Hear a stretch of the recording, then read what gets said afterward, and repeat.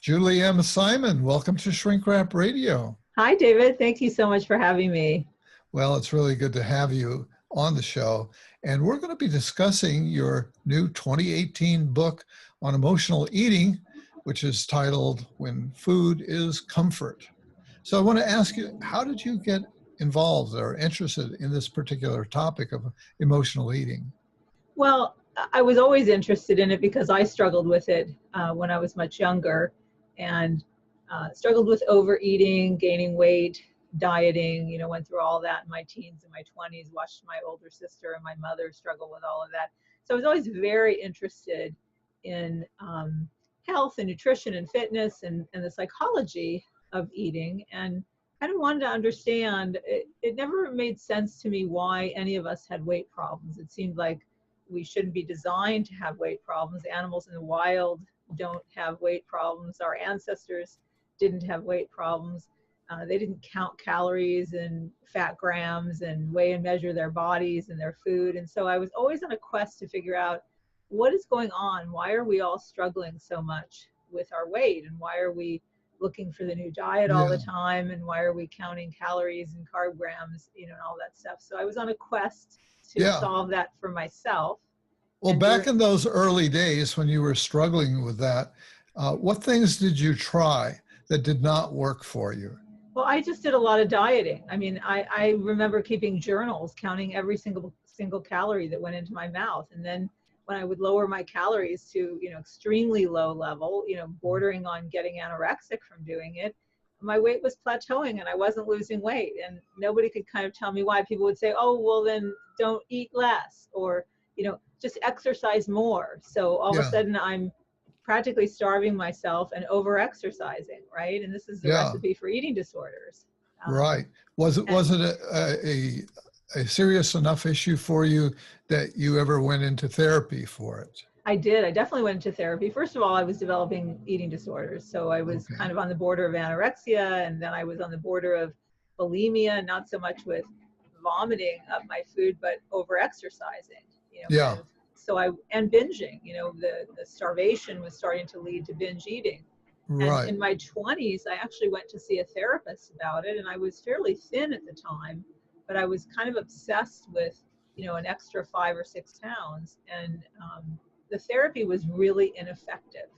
Ineffective. I'll never forget it. What kind of therapy was it? Well, I was a student at UCLA, and I don't even really know what kind of therapy she was doing, but she basically said, you're not fat, so don't worry about it. And and I said to her, I know that I'm not fat, but I'm kind of obsessed with it. And I'm kind of obsessed with counting calories and all of this stuff. So there's something wrong, like I need help. And she just said, well, you're not overweight, so don't worry about it. And I said, and I kind of cover up my body a little bit because I think I'm overweight.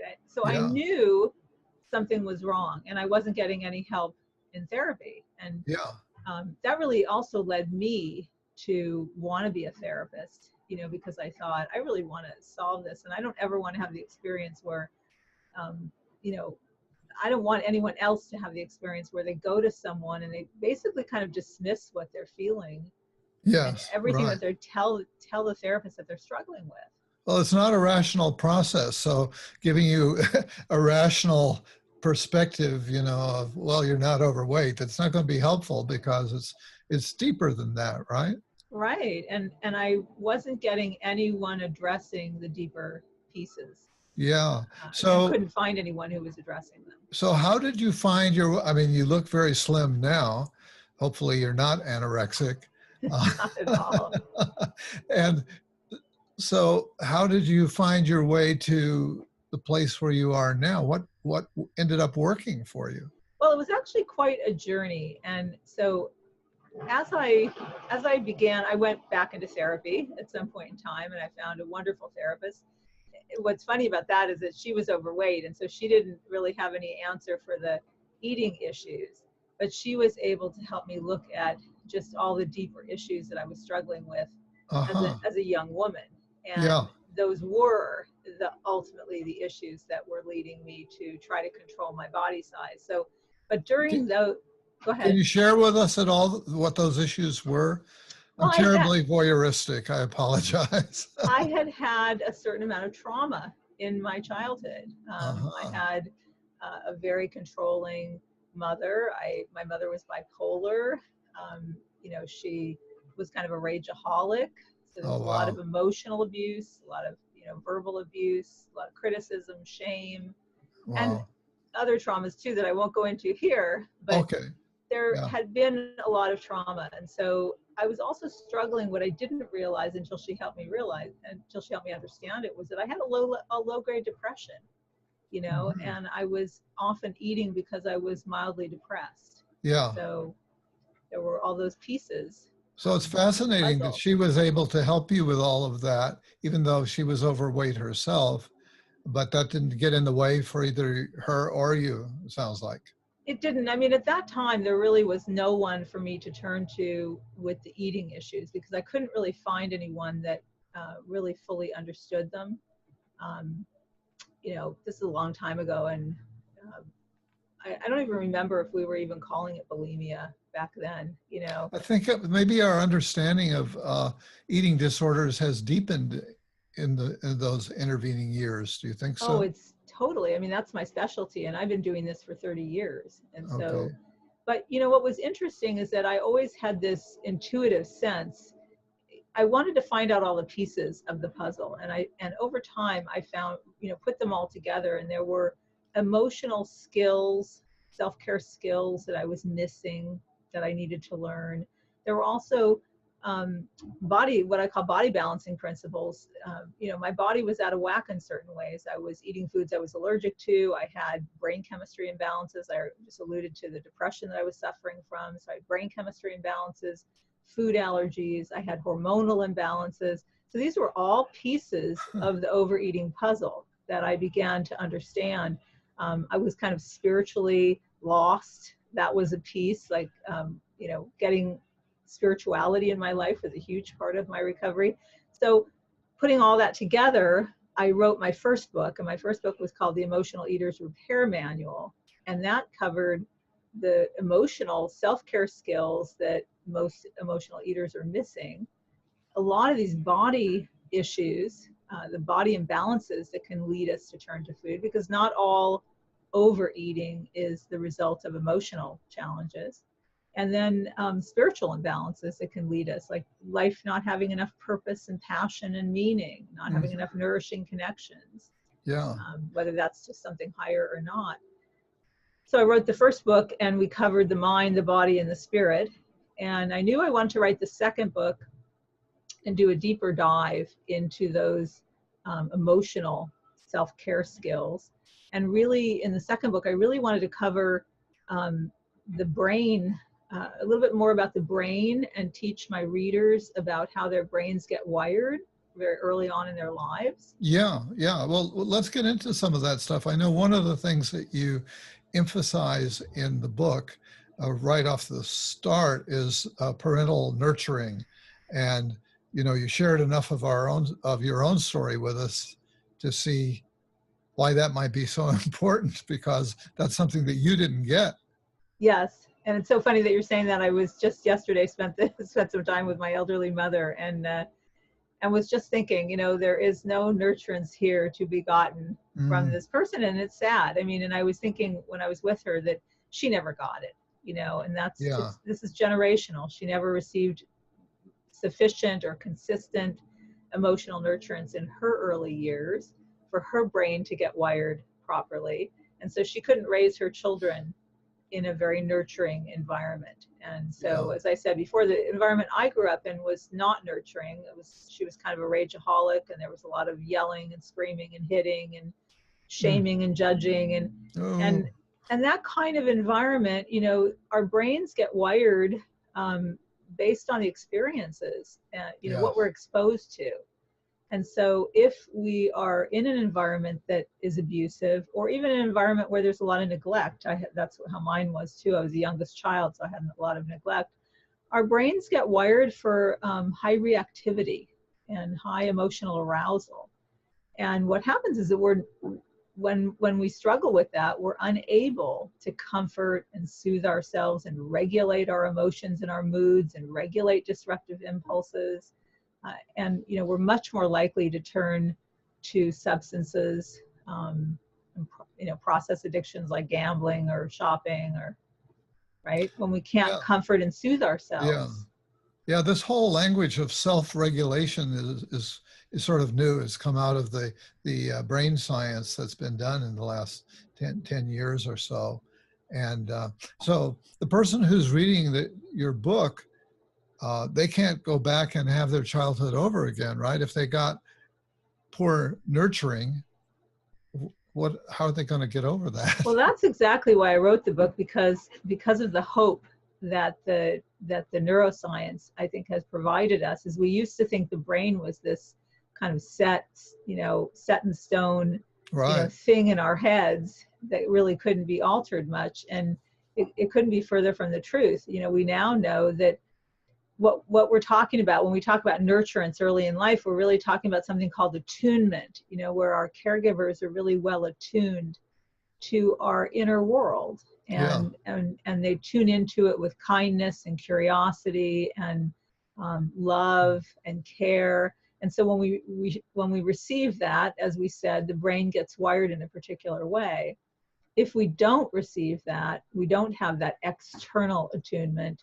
The good news is that we can learn something called internal attunement. So we can learn to tune into our inner world in a way that's very kind and loving, curious, gentle.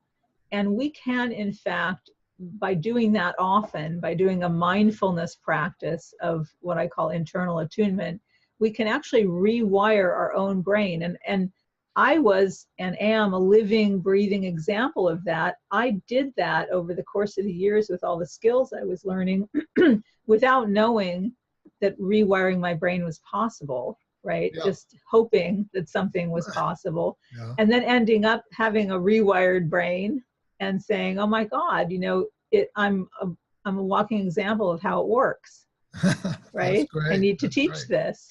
Yeah. Yeah. Yeah, that's great. So you were learning to extend those qualities towards yourself that you did not get from outside, you did not get from your environment, your parents, and extending another word that's come into our vocabulary fairly recently is the idea of self-compassion.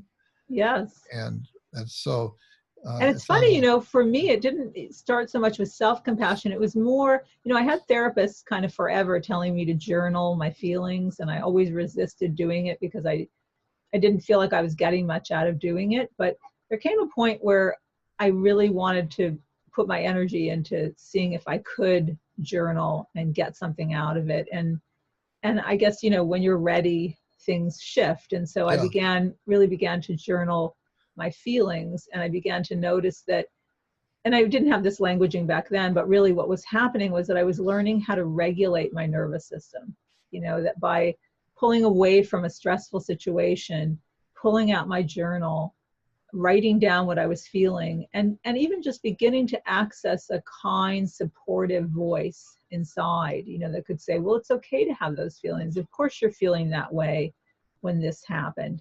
I was learning how to regulate my nervous system, and the end result of that was that I didn't go grab food because I wasn't so agitated or I wasn't so depressed. Mm-hmm. So were you dialoguing with, in your journal, were you dialoguing between different parts of yourself? I kind of was, and this was long before I even knew of, things like that, like voice dialogue or internal family systems or any of those kind of theoretical modalities. Yeah. I really it just was intuitive to me that I needed a part of me to talk to me and comfort me. I knew I needed to do what my therapist was doing for me. And I think also some of it actually did come in therapy, because my therapist was kind of helping me. I had a very strong inner critical voice and hardly any inner nurturing voice. Yeah. And she was helping me learn how to shrink that critical voice just by kind of dialoguing with it a little bit, And so in the process, I really was starting to learn, and I was starting to model. I was kind of borrowing, if you will, her kind, warm, loving voice. Sure. Because I didn't have any models of that. ideally, that's what happens in therapy, right? Right. That you internalize that therapist so that her voice can be yours. Right. So her voice in my journaling, she was starting to become the voice that would say to that inner critic, hold on, you're kind of beating her up. Let's Mm, look at this another way. And I yeah. was also very determined. I remember a point in my journey where I thought, my thoughts are so critical and judgmental of myself. My thoughts are so critical and judgmental. And I came from that kind of background. How can I change these tapes in my head? Like, you can't go out and like buy a new CD and kind of plug it in your brain. Like, how am I going to change this? And around that time, I started to hear about cognitive therapy. And Yes. I just found it fascinating. And I thought, wow, I'm going to, and I set out, and I'll never forget, I spent a year doing this. I wrote down 2 or more self-defeating, critical, judgmental thoughts per day, and I worked on reframing them, right? Give us an And, example.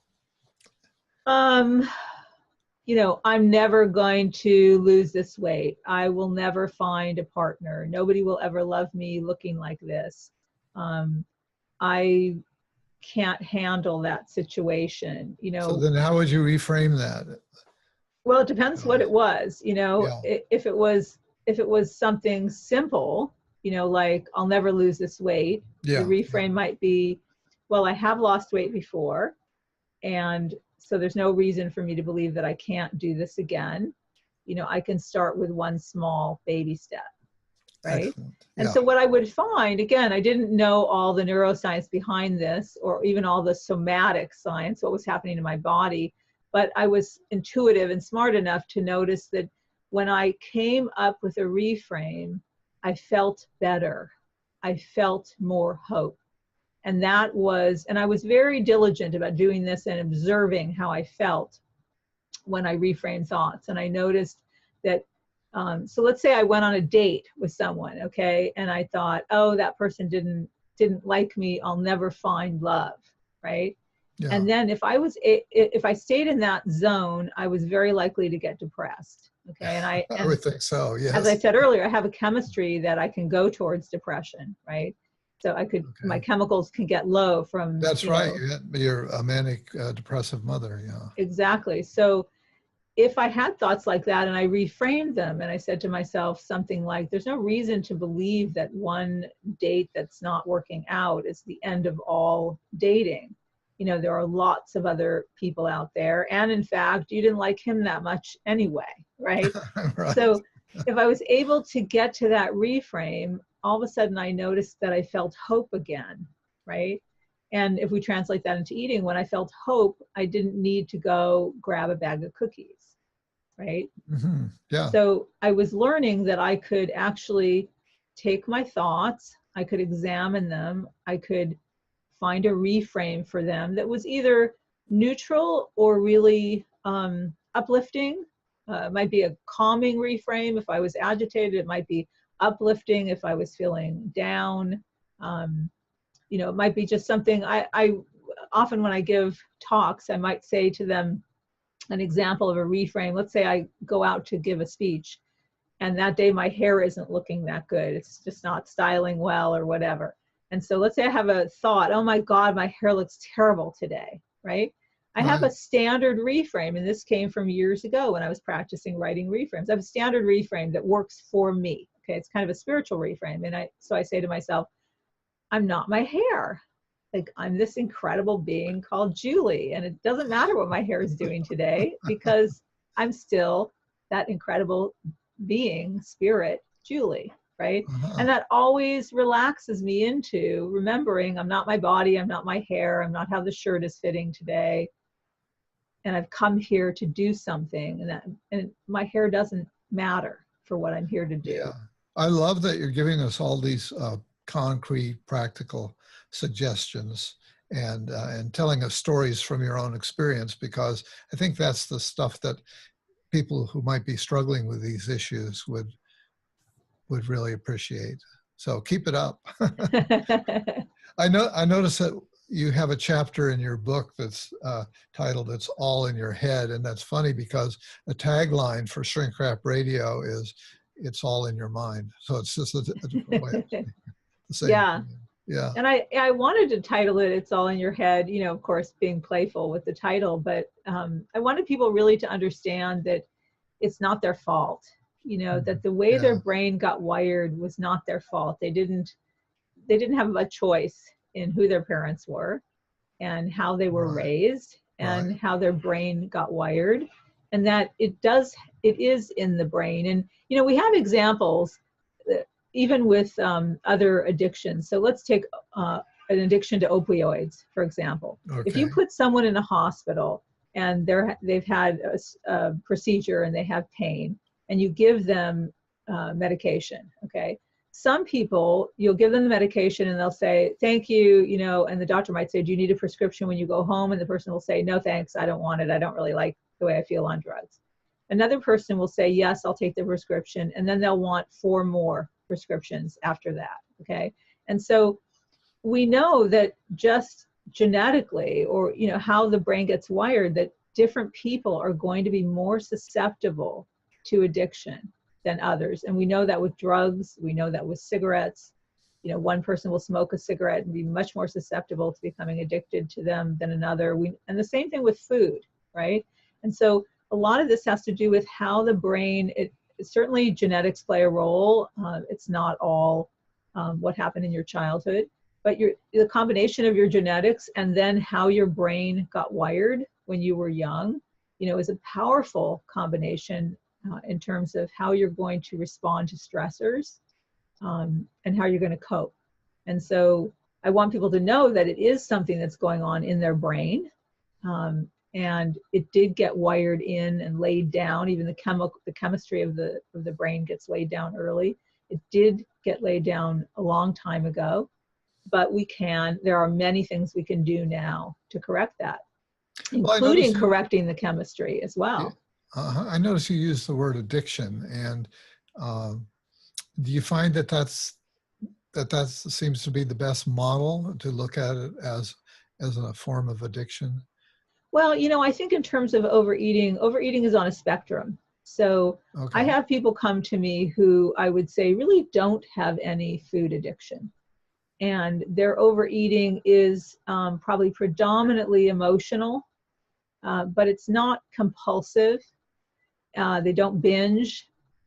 You know, that this is the type of person who can have a bag of cookies in the house and they might go get one every day, but they're not going through the whole bag and going to get 3 more, right? Mm-hmm. And then Right. I have people at the other end of the spectrum that really have pretty severe addiction with foods. And I would say, so that's on the spectrum of addiction. So they have different susceptibility to the chemical composition of foods, okay? But then we also have on the spectrum of how much trauma did you have and how resilient are you, Yeah. right, to Yeah. that trauma? Because of course it's not just what you were exposed to, it's also your unique you know, biology and temperament, you know, and personality. So And there's addiction plays a role, but not everyone who's turning to food is addicted. so the whole weight picture. I'm really glad that you're saying that, because it really underscores that it's a complex issue. It's not It's a just very one. complex Yeah, it's not issue. just one thing. For one thing, there's the whole environmental thing of the culture that we live in, where food is constantly being shoved our way, if you will, on TV and in the market, and all the marketing behind the selling of food, and even the psychological manipulation and sophistication sometimes by the people who are marketing food. And you Well, see and the people, food itself. I mean, the food yeah, itself right. is, you know, they spend hours in labs making sure that the chemical composition of the foods they're creating really trigger a release of those powerful, pleasing brain chemicals. You Yeah. know, so we're set up for addiction with today's modern foods. But I think what you just said is a really important point, and it's something I always point out to people, that overeating may seem like a simple act, but it's actually quite a complex behavior. And its Mhm. resolution requires a comprehensive, multidimensional approach. Mhm. I I know that's true. Yeah. Yeah. And, And when people come to I'm, see me, I'm they glad, feel, I'm glad to hear you say that, actually, because, somebody writes a quote self-help book, and certainly the stereotype is that there's kind of a simple answer. Just do this and everything will be fine.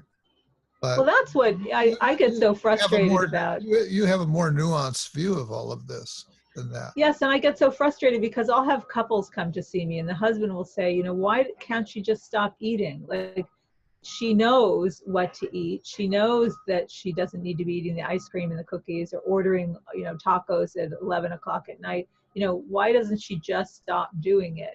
And the wives themselves will say, why can't I just stop doing it? I know that I shouldn't be doing it. And I always say to them, it's really complex. It's you and I together are going to have to unravel the picture. We're going to have to figure out all the pieces to your unique overeating puzzle and begin to resolve them. As I said before, there's emotional pieces. Do you know how to regulate your emotions? Do you even know what your emotions are? Do you know what you're feeling? Do you know how your emotions present in your body? Do you know what you need in particular situations? Are you aware of your needs? Do you have an inner nurturing voice that you can access that is kind and supportive and validating and uplifting? When you have self-defeating, critical, hopeless thoughts, are you able to catch them and reframe them? These are just a few of the skills. How about self-compassion, self-love, self-acceptance, right? I have in my first book, I talk about, self-compassion and self-acceptance and, learning how to forgive ourselves for mistakes. How about grieving losses and disappointments? Do you have the skills to grieve your losses and disappointments? This is how complex overeating recovery is. Yeah, really. I'm impressed. And you're talking about skills, and in your book, you've got you list a number of skills, numbering them. And for example, you've got one called Pop the Hood. Name and track emotions and bodily sensations. And that's kind of what you've just been talking about. And even as experienced as I am in this world, as I hear you enumerating various things that we could be checking in on ourselves, it's like kind of like, oh yeah, have I forgotten that one? Right. And, I think most people, probably even therapists, don't check in with themselves. Certainly we don't have to check in with ourselves every hour. What am I feeling? What am I feeling?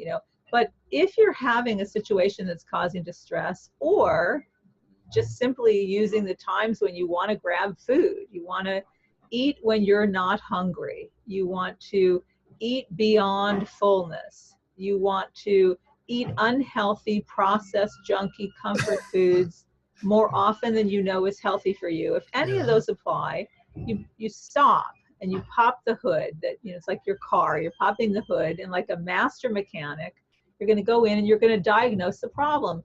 Pull away from the food. What am I feeling? Right? So what is going on inside that might be leading me to want to go get a bag of cookies? Maybe you figure out that you're sad, you're lonely, you're hurt, you're feeling empty. Maybe it's a low motivation state like boredom or apathy. Maybe you're feeling regret about your life. Maybe you don't know how to quiet or silence self-defeating thoughts. Something's going on inside. So the very first step in this 7-skill mindfulness practice that I teach, called inner nurturing, the very first step is pop the hood and find out what's going on underneath the hood, right? Yeah, Pull away from your busy world for a few minutes. Let's check into some of these other skills. You've mentioned it, practicing self-validation, and that's that voice that you develop Right. To give yourself recognition and praise and love and all of that. Right. So these skills are built really strategically. They build on each other, and oh, I'm sorry. I thought I turned off the phone. That's okay. We'll just let it ring. Okay. So in the set of skills, in the 7-skill mindfulness practice. I did turn that phone off. Okay. In the 7-skill mindfulness practice that I'm teaching, it's strategically built so that as you work through the skills, you're also beginning to build that inner nurturing voice. Okay. So in skill number 1, when we pop the hood, we can even begin to use a voice that asks us, hey, what are you feeling right now? Okay. In skill number 2, where we're practicing self-validation, that voice is going to start to validate those feelings. So the voice will say something like, it makes sense to feel hurt when your partner spoke to you in that voice. Of course you're feeling sad about X, Y, and Z, right? So we begin to offer ourselves validation, the developmentally critical skill of validation. That's what we need when we're young. We need to have our emotional states validated, and many of us never had enough of that. You know, I'm probably should have remarked on this sooner. The noise, everybody that's listening to or watching this interview, there's demolition going on in the background that Julie was not informed about beforehand and has no control over. And so we added insult to injury. I thought I turned off the phone, and we had that too. Right, right. So just adds to the circus of fun that we're having here. Shows that we're imperfect, perfect beings, right? Yeah. Jumping ahead a little bit here, because I know that you teach a 12 session Yeah, workshop? it's a 12-week program, 12-week emotional eating recovery program.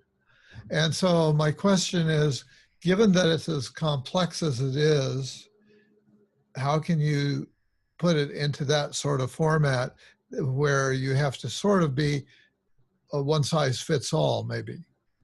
Well, actually, that part is not difficult, because it's almost like a smorgasbord where you can kind of take, from the buffet, what's working for you, what skills you really need help with, what's not working with you. Maybe you're someone who has brain chemistry imbalances, maybe another person doesn't, but they've got some hormonal imbalances. We cover the entire gamut in the 12-week program, and almost everyone, needs some tweaking in the emotional, the physical, and the spiritual arenas. Really, the bigger challenge is that we can't resolve emotional eating problems in 12 weeks, so it is a longer process. And we start the skill building. We start making some adjustments and things in the 12 weeks. And then I have follow-up groups, and often people stay with me for quite a long time, because it's a complex issue. Yeah, I'm not surprised that they stay with you, and they at least, the seed is planted. I think the seed of hope is planted, as well as giving them some skills. And I think that's really important, what you're saying. I think hope is really important. And I also think finding someone, and this is also why I turned my 12-week program into a teleseminar, so people all over the country could get some help, is because I think finding someone who understands the complexities of overeating challenges is critical, to find someone who, wherever you find someone, to work with someone who gets it, because you can do a lot of wonderful work with any therapist or coach, even if they're not a specialist in it. But I think a specialist will understand the nuances of this particular, issue, more than a non-specialist. I have seen so many people struggle with weight. I mean, this is such a widespread issue. Yes. And there's a question in there somewhere, which is, some kind of, does it work? Do you see, I know it worked for you. Can you talk about success rates in any way? Really, I can't. I mean, it's really hard to talk about success rates, because how are you going to define that? I don't want to define that by weight loss, because that's, and people that work with me often lose plenty of weight. But I don't want to define that by weight loss, because initially when you're first working on resolving some of these deeper issues, you might turn to food even more. I mean, because that is your go-to for comfort and soothing. So you're not going to drop it away overnight when you start doing the deeper work. I mean, there's a good chance that you might do a little more of it. And a good chance that even you might just keep doing the same of it until some of those skills are built, right? So how do we define success? I mean, if you ask me, just in general, over the 30 years, have I seen people grow and change and shift and ultimately resolve their eating? Yes. But I don't think resolving the eating stuff happens. That's not the first piece that happens. It's the deeper changes. It's the relationship to the self that has to become nourishing and wholesome. And when that is in a good place, the food, the weight issues, just the weight drops away effortlessly. That's what people who've worked with me will tell you. That's what I'll tell you about my own journey. The weight loss is effortless. It's really, the work is in the skill building. I've seen so many people just seesaw, you know, the weight going up and down and up and down and up and down. And so much anguish around that issue as well. So much self-torture and punishment. And is a possible good outcome that you see one of self-acceptance about weight? In other words, that person might, you know, come to the place of saying, okay, I go to the mall, I see people of all sorts of shapes going by there. They don't all look like models. I don't have to look like a model either, and come to some place of self-acceptance. Yes, I mean, would that be a success? I think that's a critical step. I mean, that's one of the skills I teach, you know, Okay. that's written in my first book is, you know, there's a movement that's been going on for, you know, a decade or more called health at every size. And it's in the eating disorder community, health at every size. And the tenets of that philosophy are that, you know, as eating disorder professionals, weight coaches, you know, that we're not trying to promote weight loss. You know, we are trying to promote self-acceptance, and that you can have health, you know, you can still have good health at any size. And so we take the focus off of weight loss. And that's really my approach, is that when people even start my 12-week program, I ask them to take, for 3 months, to take the focus off of trying to lose weight and put the focus onto gaining skills.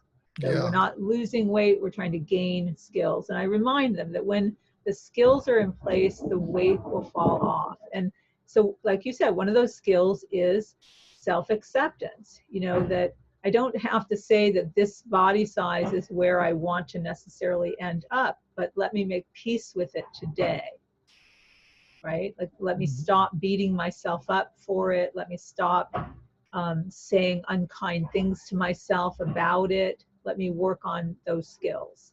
Yeah. Right? Yeah. Yeah. All good stuff here. Say more about this. You know, give you a chance to promote your program here.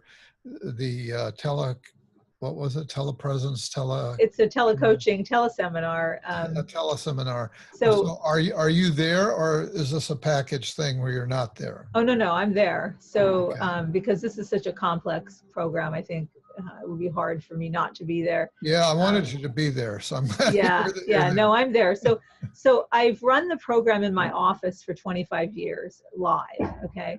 And then after I wrote I wanted to write my first book. The first book is based on the program, actually. I wrote that because people had contacted me. They were in Canada and Europe and, you know, all over Mexico, you know, saying, you know, I can't come to see you. You know, I've read your book, but I can't come to see you. Is there any way you could help me, right?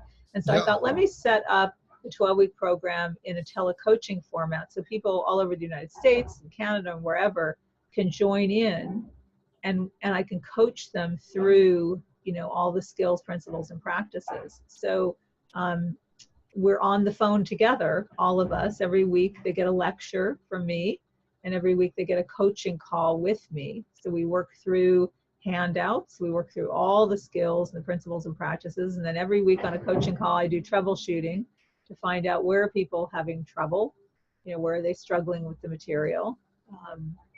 And so it's on the phone. Somehow I was thinking it might be something like we're doing here, that it would have be no, I'll tell you video. why I do it on the phone instead of having it video, because people with eating challenges often have body image issues. And I really felt that making it video would limit people wanting to join. Yeah, I'm sure you're right.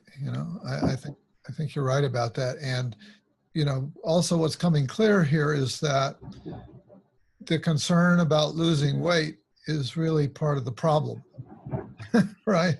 It's a huge part of the problem. And Yeah, people it's will a come huge to me part and of the they'll problem. say, even when they're working with me privately, they'll come and they'll say, I know you tell me it's not about the weight, but my doctor tells me that my numbers look bad and my cholesterol's off, and I've got to get this weight off, and I say to them, I really hear you, and I really understand how much you want it to be off yesterday, how much health-wise you need it to be off, but you have deeper seated issues that we have to, resolve for you to put that into place, right? It's, to me, Yeah. I liken it to someone saying, I need to be an expert at, I'm going to Spain in 2 months and I need to be an expert at Spanish, well, we can do a deep dive and I can teach you all these skills and you can practice them, but probably in 2 months you're not going to be an expert at Spanish, as much as you'd like to be, Right. right? Because you're probably not going to practice 7 hours a day Spanish. And you know what I'm saying? So there are skills and you can learn them and you can resolve your eating challenges. There's absolutely, I always say to people, if you follow what I teach you and you don't resist and you don't, you don't stop doing it, you can have recovery. I have absolutely no doubt that every single person can have recovery, but it's all about, are you willing to practice those skills every day? This is where the challenge comes in, is that Yeah. people don't practice. I was going to say, you've mentioned resistance. If you don't resist, what are the ways in which people resist? Oh, I mean, I'll say to someone, how are we doing with, working on what, I have a little 3-step process in the first book called an inner conversation. So whenever you want to eat and you're not hungry, you do this little 3-step process. What am I feeling in this situation? What do I need?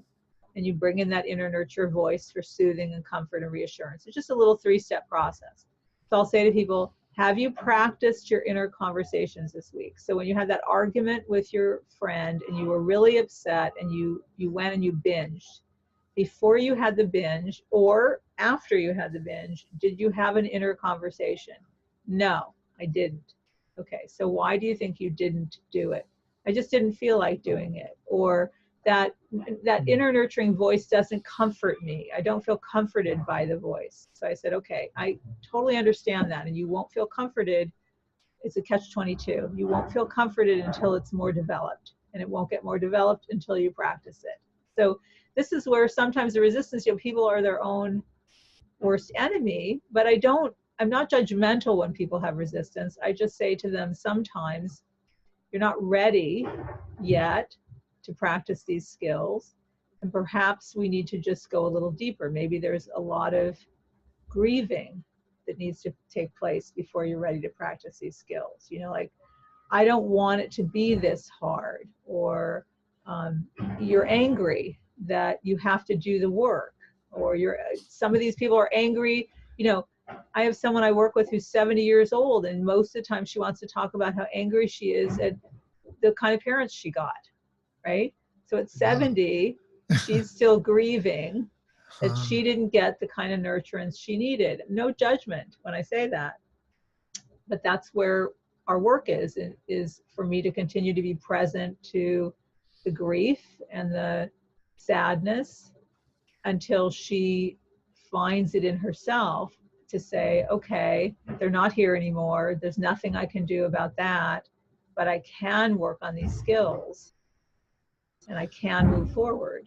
Yeah, Initially, you described the impact of cognitive behavioral therapy in your work. I sense in the conversation that you've got a lot more beyond that in terms of your own training and so on. Yeah, I mean, I'm very eclectic. I've never been able to kind of fit in any one box because I just never believed any modality really addressed everything. So I think psychodynamic work is very important, and I've always been a big believer in it. I think cognitive behavioral is also very important.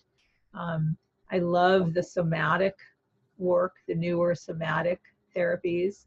I think they're great because there are some people that really have trouble accessing, trying to label emotions is more of a cognitive act. And so, and for some people that really works. They can label them and feel them at the same time. But for some people, they don't have good access to the labels. And so just working with their bodies is easier. And as a matter of fact, in the new book, there's a chapter called The Body Remembers.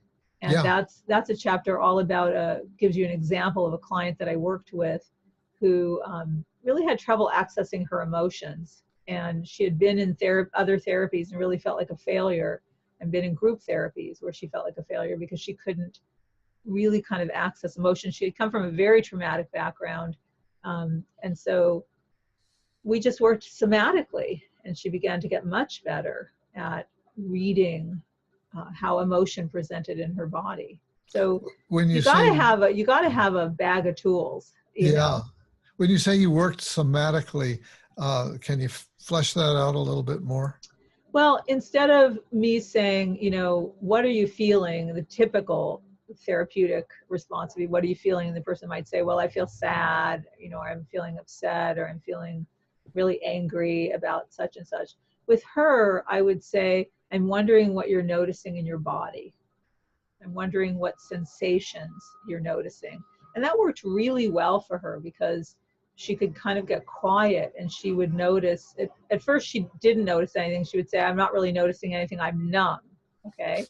And so then we would kind of do a little guided relaxation, from toes to head and get her relaxed. And then I would say, and she might start to tell me a little story about an argument with her daughter.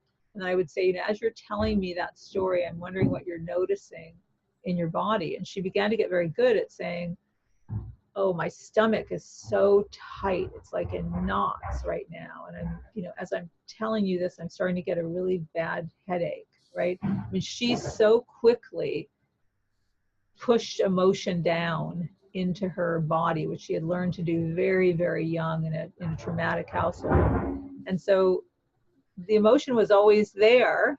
It was stored in the body, and it needed to be released. It's quite a force when it's stored in the body. It really can break the body down. And so we just worked that way, and then she ultimately would start to feel emotion like sadness.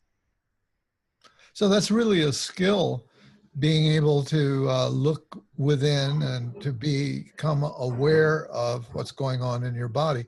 It sounds so simple, but many people don't start off there, right? And they have to be led step by step to develop that awareness. Well, and there are certain people, that I think, especially people who've had a lot of trauma and are really kind of disconnected from their emotional states, and often disconnect. They disconnect the minute they start to feel something. They disconnect. The extreme of this would be dissociation. They disconnect what they're feeling, and then they turn to substances or turn the television on. But they're very disconnected. And so if you ask people like that, just pull out a journal and start writing your feelings. You're kind of barking up the wrong tree. You're going down the wrong path because they don't have that skill. So you're asking them to do something they're not skilled at.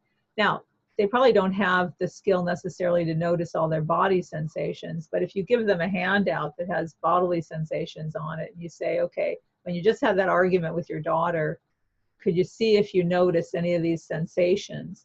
For a lot of people, that just seems less threatening than trying to figure out sad, mad, hurt. Yes. Right? And also sometimes trying to figure out emotions and labels. Not only does it take you into your head, but it gets you starting to think about the fight again. And often Yeah. that is dysregulating because that's traumatizing again. Yes. You see what I'm saying? So Right. not doing any of that and just kind of noticing what's going on in my body right now. My fists are clenching, my shoulders are tight, and then maybe learning some techniques, breathing into some of those sensations, maybe the hand on the heart, the hand on a sensation that's uncomfortable. And then ultimately, which we don't have really time to cover today, like in that chapter, people can read about that client, those areas where she was storing tension, they ultimately took us back to very deep old wounds that we were able to start to heal. Yeah. Yeah. Well, this has all just been really wonderful. I think we're at about the place where typically we would wrap things up. Is there anything that you'd like to say in conclusion, maybe that, we haven't touched on? Maybe just, I might want to add that in the book, in the 7 skills that I teach, I run everyone through, as we said, identifying those emotions and sensations and learning to self-validate and learning to access that inner supportive voice. And there are other skills, learning to identify your needs, catching and reframing those thoughts, and also identifying your strengths and resources and learning to hold hope and ultimately learning to set limits with yourself, which is what's going to help you stop your eating. So there's lots of good skill building in there. Okay. And then for those people who find after they've been practicing these skills that, they'd like to have more nourishing people in their lives, or they'd like to be able to nurture those closest to them, the whole third part of the book will help you do any of that. So there's lots more. Yeah, you've covered so many valuable topics in all of those chapters, and I'm really glad that we had a chance to get into it to some degree here. Yes. So Julie Simon, I want to thank you for being my guest on Shrink Wrap Radio. Thank you so much, and thanks for tolerating the demolition we're struggling with today in the background. Yeah, really. Sounds like there's a gorilla back there tossing things around or something.